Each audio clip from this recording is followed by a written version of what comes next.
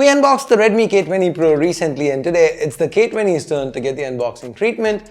Now this also happens to be a phone I'm giving away. The entry process is quite simple. A link to enter the giveaway with instructions is in the description below. Use that if you want to enter the giveaway. So let's go ahead and take a closer look at Redmi's all-new K20. Now before we start, this video is brought to you by Hostinger, your one-stop solution for all your web hosting needs. To know more information, check out the link in the description below. So here's the box the Redmi K20 comes in. We've got branding to the sides. It is the same purple design that we've seen with the K20 Pro. Again, there is some K20 branding to the back as well. This happens to be the 6128 variant. Opening up the box, we have the SIM tool, some documentation, all in Chinese as this one too is imported from China. Next up, like with the K20 Pro, we have a hard case with a nice texture. Underneath, we have the Redmi K20 itself. Peeling that plastic off, the back looks nice. It is shiny, but there's that carbon fiber look under it. Setting it aside for the moment, we then have a 18-watt fast charger and a Type-C cable. So now, from a build and design perspective, not a lot's changed from the Redmi K20 Pro. This phone, for all intents and purposes, it's identical to the K20 Pro. One difference here, if you look closely enough, the camera array, that laser assist you see, that's unique to the K20 Pro. It is not available on the K20. Barring that, the optics are very similar. The primary, it is still a 48 megapixel Sony sensor, but it is the IMX582 this time. It's still coupled with the f1.75 lens, still no OIS. Now, a lot of you guys have been asking me about the difference between the 582 and the 586.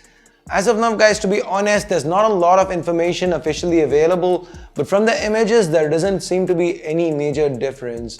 Of course, the K20 Pro can do 4K 60 FPS, the K20 can only do 4K 30, but barring that, the images themselves, they seem pretty similar. The detail, the colors, the dynamic range, there's not a lot of differences. The quality seems uniformly good. Don't you agree? Here are a few more samples. See for yourselves. Let me know what you think in the comments below.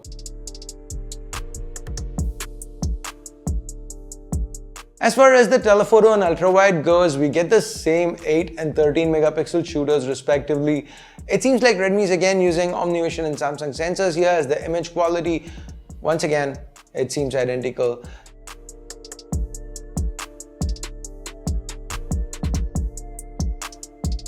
And so are the 20 megapixel f2.2 selfies.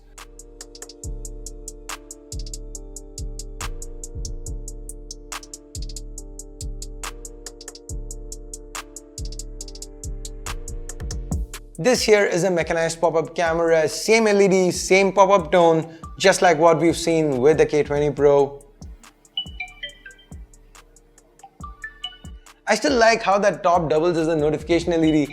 It's kinda neat, if I might say so. So circling back to the build and design, like I mentioned at the start of the video, it's identical to the K20 Pro, so 6.39-inch all-screen Full HD Plus AMOLED panel, minimal bezels, fast and accurate under-the-display fingerprint scanner, 7th generation. The K20 feels really premium and nice to use in hand. One minor change here is that the Type-C port, it only supports quick charge up to 18 watts. It comes with the 18-watt charger like the K20 Pro, but the K20 Pro, it can support up to 27 watts while the K20 maxes out at 18. The next difference here, of course, the chip inside. The K20 sports the mid-range Snapdragon 730 chip.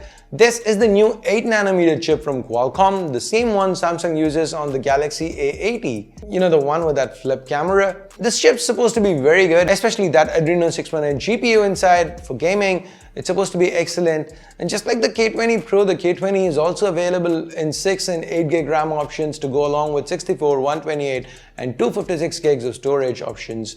UFS 2.1 by the way. Sadly, still no micro SD, only dual SIMs. The headphone jack is still retained. The Redmi K20 starts at 1999 yuan in China. That's about 20,000 rupees or 290 US dollars.